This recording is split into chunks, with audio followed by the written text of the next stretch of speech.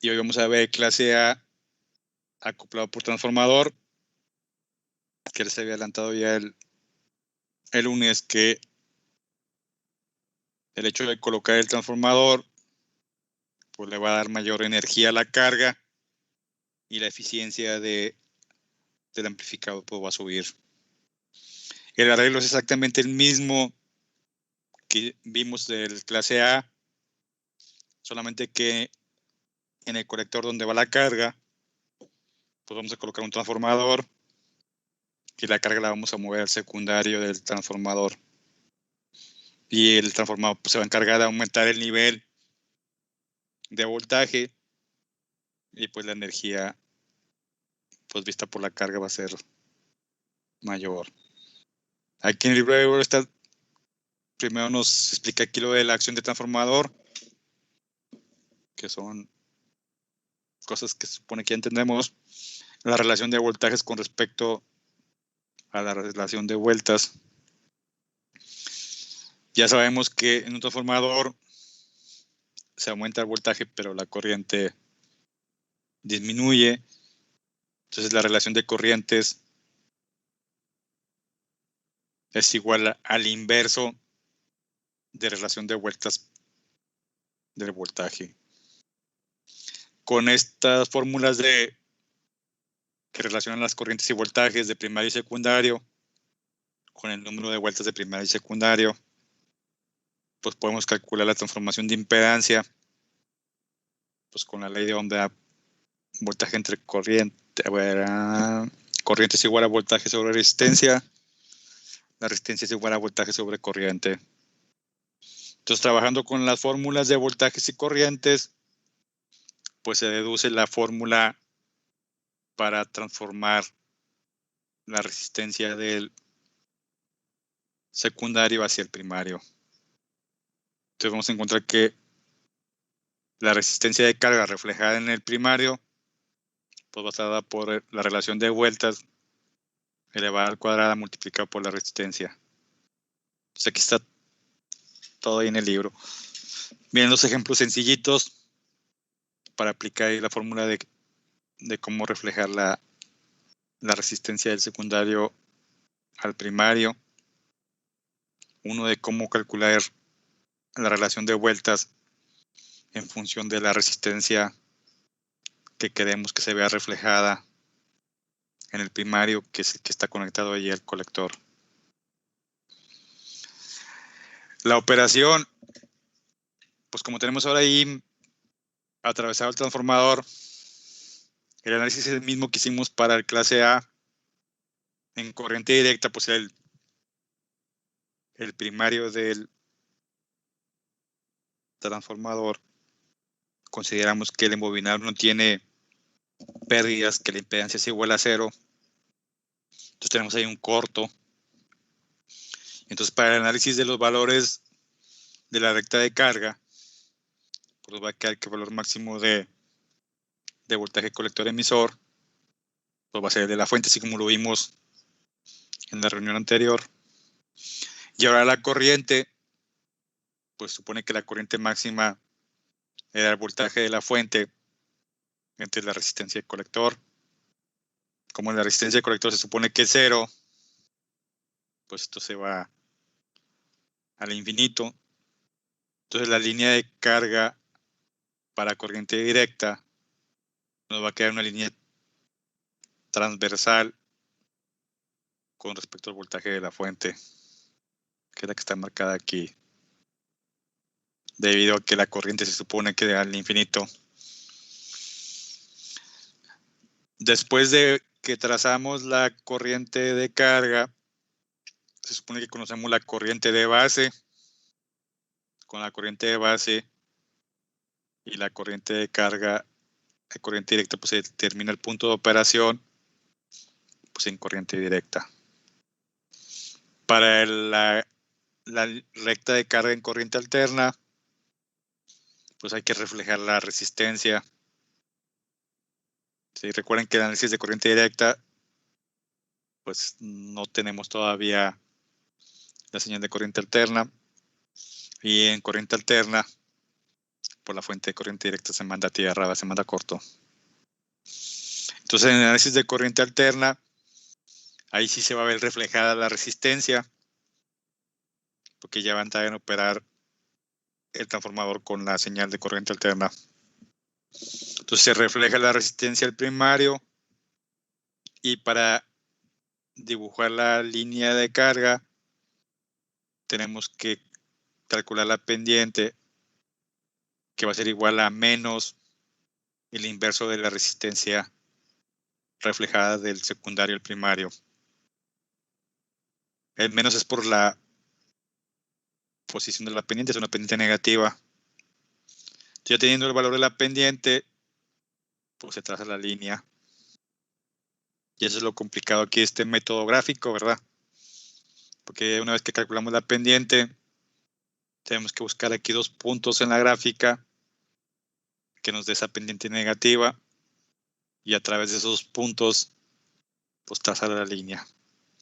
La línea con la pendiente, que va a ser el inverso de la resistencia reflejada, pues debe cruzar por el punto de operación que definimos con el análisis de corriente directa. Ya teniendo esas líneas del punto de operación, la recta de carga de corriente directa, la de corriente alterna, entonces ya sobre ese valor de corriente directa se montan las variaciones de la señal, ¿sí? Que primero empiezan aquí en la base, y que esas variaciones en la de corriente de base pues se van a reflejar en una variación de corriente en el colector. La variación de la corriente en el colector pues le va a pegar al voltaje colector emisor, y también va a estar variando de la misma forma. Entonces, ya que se define eso, pues se supone que vamos a medir el voltaje pues partiendo aquí de 0 y han montado sobre la línea de corriente directa. Entonces aquí nos dice Boristas que para calcular los valores pico a pico, pues vamos a tener el voltaje colector emisor máximo, el mínimo, medido de acá desde el 0, ya montada la forma de onda sobre la línea de corriente directa. Entonces, restando este menos este, por lo que vamos a encontrar ese valor pico a pico de la variación del voltaje colector emisor. Y lo mismo va a pasar con la corriente. Como estamos midiendo la corriente ya montada sobre la línea de corriente directa, pues el valor máximo menos el valor mínimo, pues nos va a dar el valor de pico a pico de la corriente colector.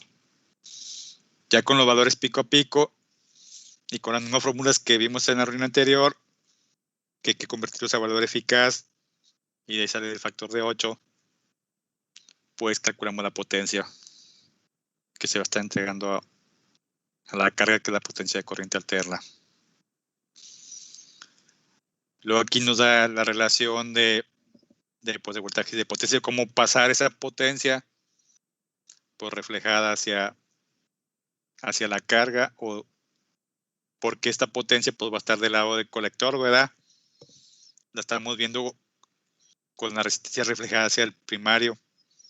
Entonces luego pues hay que reflejarlo hacia el secundario. Y bueno, pues aquí nos dan las fórmulas. Viene el ejemplo 12.4. Hay que hacer los ejemplos del capítulo 12 pues, para el examen ordinario. Y aquí viene cómo utilizar las curvas. Les digo, aquí el detallito va a ser la pendiente de la resistencia reflejada hacia el primario. La eficiencia, pues hay que calcular las 2 potencias.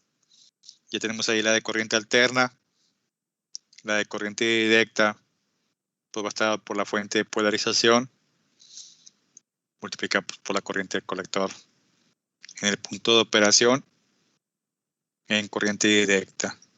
Esta se saca aquí de la línea de carga de corriente directa, de la corriente de base, y aquí saca la corriente colector de operación en corriente directa, que es la línea de corriente directa sobre la cual se van a montar las variaciones de la señal que estamos amplificando. Entonces, ya teniendo la potencia de entrada y la potencia de salida, que la tenemos acá definida, pues ya podemos calcular la eficiencia. Pero antes de calcular la eficiencia, nos dice Boelstad que la diferencia de lo que entra menos lo que sale, pues todo lo que falta se lo vamos a achacar ahí al transistor. Entonces, toda la potencia, bueno, considerando que el circuito es ideal, que no tiene pérdidas, entonces la diferencia de la potencia que entra menos la potencia que sale, que deberían de ser las pérdidas, pues aquí se van a quedar en el transistor y va a ser la potencia del transistor. Y aquí nos dan los ejemplos de calcular la potencia de entrada, la de transistor, la de salida y la eficiencia ya con las dos potencias, la de entrada y salida, o la fórmula de eficiencia, la general, es la potencia que sale entre la que entra multiplicada por 100. El valor máximo, se supone que el diseño dice que el valor máximo de eficiencia es el 50 multiplicado por el factor del valor de los voltajes máximos de colector emisor y valor mínimo de colector emisor. Que aquí esta diferencia que tenemos aquí, pues nos va a dar el voltaje pico-pico. Entre la suma elevado al cuadrado, lo multiplicamos por 50 y nos va a dar el factor de eficiencia. Aquí vienen varios ejemplos para el cálculo de eficiencia y con la fórmula, cómo se va moviendo la eficiencia, pues de acuerdo al nivel de variación que se permite, de acuerdo al punto de operación que está trabajando el transistor, pues de eso va a depender la eficiencia que va a poder presentar el circuito. El clase B, el comentado de clase B trabaja nada más con medio ciclo. Entonces tenemos que armar un circuito con dos amplificadores, con dos transistores. Un transistor se va a encargar de amplificar el semiciclo positivo y el otro el negativo. El positivo va a ser con un transistor BJT-NPN y el negativo pues con un PNP. Se hace el arreglo para que la señal de entrada llegue al mismo tiempo a los dos circuitos. En ese semiciclo positivo opera un transistor, por eso lo del PNP y NPN. El NPN va a operar con el semiciclo positivo y el PNP con el semiciclo negativo. La potencia pues exactamente la misma, es el voltaje de polarización por la corriente. La corriente promedio, pues sale ahí de la fórmula general del voltaje promedio de una función seno y nos va a quedar que va a ser igual 2 sobre el factor pi que multiplica la corriente pico. Calculamos la potencia, que es el voltaje por la corriente. Esa es la potencia de entrada, que es la de corriente directa. Y la de salida pues va a estar en función del voltaje que le llegue a la carga y la corriente. En este caso pues está en función del puro voltaje, por eso queda elevado al cuadrado. El voltaje por corriente. El voltaje por voltaje entre resistencia, pues es el voltaje por corriente. Luego aquí ya nos la pone Boelstad en función del valor pico a pico. Y luego después a final de cuentas, como el transistor solamente va a trabajar con medio ciclo, por eso nomás lo pone aquí en función del valor pico. La eficiencia, pues es la relación de las potencias. Entonces estas ecuaciones que ya se obtuvieron, nada más estudien aquí en la ecuación general de eficiencia, que es dividir las dos potencias, la que sale entre la que entra. Y pues ya nos va a quedar una eficiencia máxima de 68%. Entonces aquí en clase B sigue aumenta considerablemente lo que es la eficiencia. Igual, aquí Wolfster considera que es ideal el circuito, que los transistores son iguales, que operan de forma ideal, y la diferencia de la potencia que entra menos la que sale, que se supone que lo que entra menos que lo que sale, la diferencia debe ser las pérdidas, pues se va a quedar ahí de partido entre la potencia que se va a estar consumiendo los dos transistores, porque se consideran que están operando de forma idéntica. Entonces, una vez que ya sabemos la potencia que se va a quedar entre los dos transistores, pues se calcula la potencia individual para cada transistor, simplemente dividiendo entre 2. Luego aquí ya nos da un ejemplo numérico. Ahí lo hacen para practicar con las fórmulas. Y luego después nos da el análisis para el valor de potencia máxima. Y es considerando que la línea de carga pues, se va hasta la región de corte. Y entonces vamos a tener toda la operación del transistor pues, para un solo semiciclo. Vamos a llegar al mismo valor de 78.54%.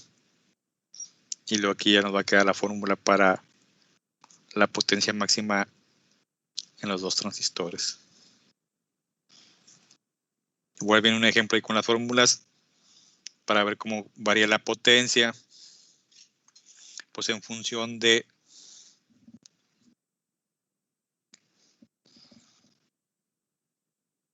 voltaje de polarización y la resistencia de carga. Y luego pues ya nos da las configuraciones del amplificador. Aquí en el amplificador clase B,